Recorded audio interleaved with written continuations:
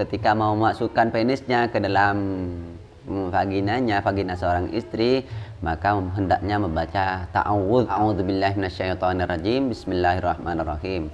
Kemudian setelah itu menggesek-gesekkan kepala atau ujung penisnya yang di sini, seperti jamur. Kalau laki-laki itu kan seperti jamur modelnya, ujungnya seperti jamur, itu digesek-gesekkan ke area kemaluan atau vagina istrinya. Kemudian sambil meremas-remas payudaranya dan lain sebagainya, tujuannya agar birahinya itu tinggi. Ya. Assalamualaikum warahmatullahi wabarakatuh. Alhamdulillahi wassalatu wassalamu ala rasulillah wa ala alihi wa sahbihi wa mawalah, amma ba'du. Para kaum muslimin dan muslimat yang berbahagia, pada kesempatan kali ini kita akan melanjutkan kajian kitab Fathul Izzar, yang mana kemarin kita sudah membahas tentang apa yang diinginkan oleh seorang suami dan apa yang diinginkan oleh seorang istri, yaitu kenikmatan yang memuaskan di saat melakukan hubungan intim. Oleh karena itu, sebaik-baik jima itu dilakukan pada saat hati tenang dan saat agresif, dan juga dalam keadaan birahi yang tinggi atau syahwat yang tinggi. Intinya harus bersyahwat. Dan seburuk-buruk jima itu dilakukan pada waktu-waktu yang tidak agresif dan tidak senang hati, tidak sukaria, dan tidak ada syahwat, tidak bersyahwat, tidak berbirahi. Walaupun keduanya saling mencintai, namun dilakukan pada saat-saat habis bertengkar atau habis kurang fit badannya, itu kurang baik dilakukan. Oleh karena itu, hubungan intim dengan seorang istri harus dilakukan dengan keadaan agresif, senang hati, dan tidak dalam keadaan dhaiki nafsin, tidak dalam keadaan sedih atau sesak hati, ya. Kemudian pada saat ini kita akan melanjutkan pada pembahasan adab-adab untuk melakukan hubungan intim. Apa saja yang harus dilakukan oleh seorang suami sebelum dan di saat dan setelah melakukan jima. Di sini terbagi menjadi tiga bagian. Wa adabul jima'i salasatun. Adapun adab-adab melakukan hubungan intim atau hubungan jima itu ada tiga. Wa adabul jima' salasatun qabalahu. Adab-adab jima itu ada tiga. Yang pertama yaitu sebelumnya. Wa salasatun halahu, dan ada tiga di saat melakukan jima. Wa salasatun ba'dahu, ada tiga hal yang dilakukan setelah melakukan jima. Jadi saya ulangi lagi, adab-adab jima terbagi menjadi tiga bagian. Tiga dilakukan sebelum melakukan jima, tiga dilakukan pada saat berhubungan intim atau melakukan jima. Kemudian tiga bagian terakhir dilakukan setelah melakukan hubungan intim atau melakukan jima. Namun pada saat ini kita akan membahas tiga bagian sebelum melakukan hubungan intim atau bersenggama dengan seorang istri. Di sini dijelaskan ammas salasatul lati qablahu, adapun tiga hal yang dilakukan sebelum melakukan jima. Fataqadimul mula'ib li tayyibi qalbi zaujatin, maka lakukanlah cumbu rayu dengan seorang istri untuk menyenangkan hatinya. Artinya dengan bercumbu seperti foreplay, ya. Istilahnya kalau dalam bahasa kerennya itu foreplay, agar hati istri itu tidak tertekan dan mudah melampiaskan hasratnya sampai ketika nafasnya naik turun serta tubuhnya menggeliat dan meminta untuk didekap, maka rapatkanlah tubuh suami itu ke tubuh istrinya. Saya ulangi,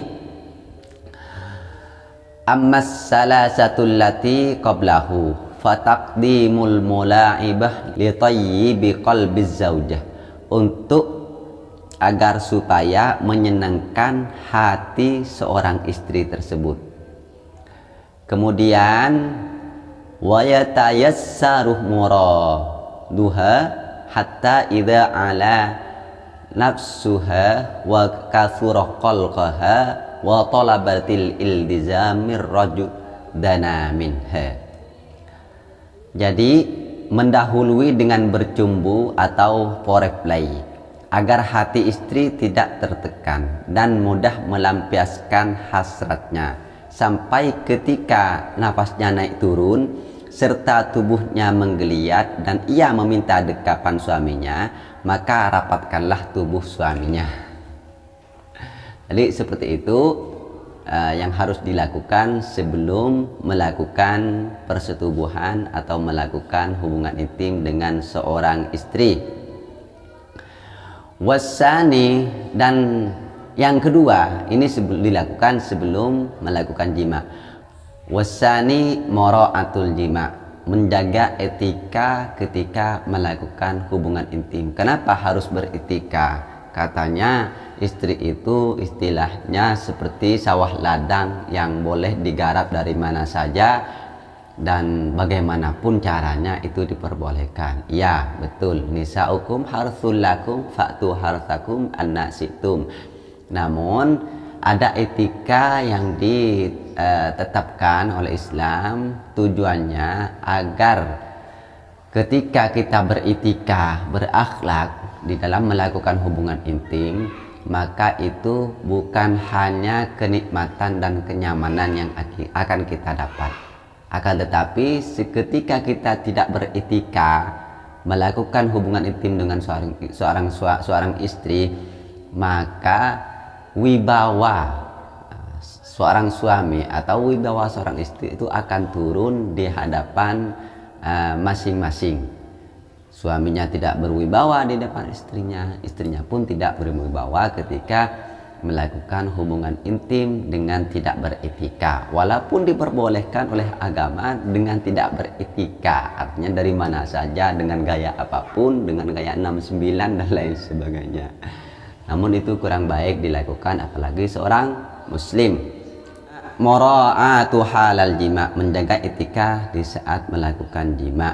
Fala ya'tiha wa hiya barikatun, maka jangan melakukan hubungan intim dengan cara berlutut, itu kurang baik dilakukan. Kenapa? Li'anna dzalika yashukku 'alaiha, karena itu memberatkan seorang istri. Kalau suaminya mungkin enak dengan istrinya berlutut, mungkin bisa merasa nikmat suaminya, akan tetapi itu memberatkan seorang istri. Au ala janbiha, dan jangan melakukan hubungan intim atau melakukan jima dengan cara miring dari samping. Li'anna dzalika yurasu waj'ul hasir, karena itu akan menimbulkan sakit pinggang. Jadi melakukan hubungan intim dengan cara miring atau dari samping itu akan mengakibatkan sakit pinggang baik pada suami atau istrinya. Jadi jangan sampai dilakukan dengan miring. Ini etika melakukan jima, dan itu pun sepengalaman saya itu memang tidak enak dilakukan dengan gaya seperti apapun, tidak enak. Yang enak itu dilakukan dengan gaya seperti biasa, istrinya seperti biasa. Namun kadang-kadang kita itu pingin gaya yang seperti ini, pingin nyoba yang seperti ini, karena kita keseringan baca buku-buku ini gaya itu. Kadang-kadang kita ingin mencobanya, namun kesemuanya itu tetap kurang nikmat. Wala ja'aluha fawqahu, dan jangan melakukan hubungan intim atau melakukan jima itu dengan gaya istri dari atas. Dan itu memang boleh, dari atas itu memang boleh. Justru kalau dari atas itu kadang-kadang bisa memperlambat ejakulasi dini pada seorang suami. Artinya bisa menahan keluarnya sperma pada seorang suami. Namun itu kurang nikmat, baik bagi suami atau bagi istrinya, itu tidak nikmat. Karena dengan mengangkang dan usaha istrinya itu melakukan goyangan, itu kurang nikmat kita rasakan. Istrinya pun sebetulnya tidak nikmat merasakan ketika ada di atasnya. Dan itu juga ada akibat, li'anna dzalika yurathul i'tiqari, karena itu akan menyebabkan kencing batu. Nah, ini hati-hati dengan gaya istri di atas, suaminya di bawah. Tujuannya agar durasinya lebih lama, bisa jadi seperti itu. Namun yang akan kita dapatkan tidak merasakan kenikmatan, kemudian akan menyebabkan kencing batu pada seorang suami. Terus bagaimana posisi yang baik itu? Bal mustalqiyatan rafi'atan rijlaiha. Akan tetapi posisi yang baik itu dengan membentang atau berbaring, dengan diangkat kakinya ke atas, dilebarkan, dibuka lebar-lebar. Fa innahu ahsanu hayatil jima. Karena sesungguhnya yang demikian itu sebaik-baiknya posisi melakukan hubungan intim. Jadi yang pertama, tadi saya ulangi, melakukan cumbu rayu terlebih dahulu dengan seorang istri dengan cara meremas-remas. Tujuannya supaya hasratnya istri itu tumbuh, kemudian ketika sudah minta didekap, maka dekaplah, rapatkanlah tubuhnya. Kemudian seperti yang kedua yaitu menjaga etika jima, maka tidak boleh dilakukan dengan istri berlutut karena itu memberatkan pada seorang istri. Dan jangan dilakukan dari samping karena itu akan menimbulkan sakit pinggang pada seorang istri. Kemudian jangan letakkan di atas karena itu akan menyebabkan kencing batu. Tetapi yang baik itu seperti biasa, mustalqiyatan rafi'ata rijlaiha, berbaring seperti biasa, terus kakinya dibuka lebar-lebar. Fa innahu ahsanu hayatil jima, karena itu sebaik-baiknya posisi untuk melakukan hubungan intim. Yang ketiga, ini yang terpenting. Yang ketiga, ra'atu waqtal jima'ih, menjaga etika ketika melakukan jima. Ai waqtal iladih, yaitu ketika memasukkan penis ke dalam farji atau ke dalam vagina. Saya ulangi lagi. Wasalisatuh, dan yang nomor 3 yang harus dilakukan sebelum melakukan hubungan intim yaitu mura'atu waqtal jima'ih, menjaga etika ketika hendak melakukan jima. Ai waqtal iladih, ketika hendak memasukkan penisnya ke vaginanya. Caranya bagaimana? Pertama, bitta'awudzi wat tasmiyah, dengan membaca ta'awudz dan bismillah. Allahumma, kalau doanya Allahumma jannibna syaitan wa jannibas syaitani wa jannibis syaitani ma razaqtana wa hakkadz dzakari bi jawani bil farjih, dan menggesek-gesekkan ujung penis seorang laki-laki ke pinggir-pinggirnya vagina istrinya. Itu ketika pas mau dimasukkan, jangan langsung dimasukkan, dikasih pelicin dimasukkan gitu aja. Akan tetapi di sini wa hakkadz dzakari bi jawani bil farjih, akan tetapi menggesek-gesekkan ujung penisnya di area sekitar farjinya.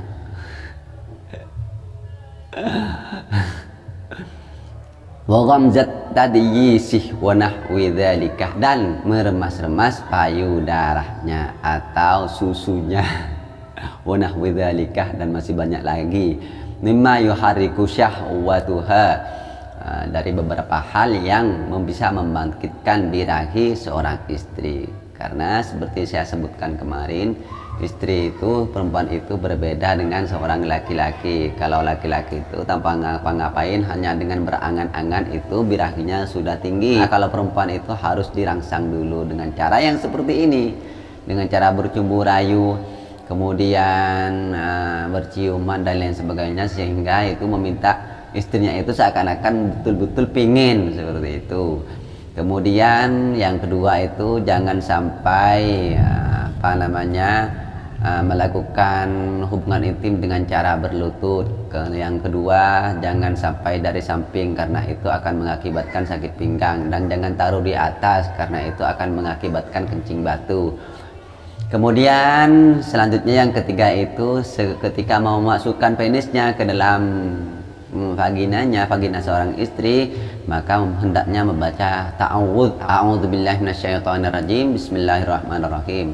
Kemudian setelah itu menggesek-gesekkan kepala atau ujung penisnya yang di sini, seperti jamur. Kalau laki-laki itu kan seperti jamur modelnya, ujungnya seperti jamur, itu digesek-gesekkan ke area kemaluan atau vagina istrinya. Kemudian sambil meremas-remas payudaranya dan lain sebagainya, tujuannya agar birahinya itu tinggi. Ya, seperti itu.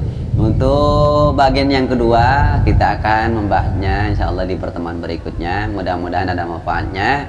Jika dirasa manfaat, jangan lupa like, subscribe, dan share agar lebih bermanfaat lagi pada orang lain. Jazakumullahu khairal jazaa. Wassalamualaikum warahmatullahi wabarakatuh.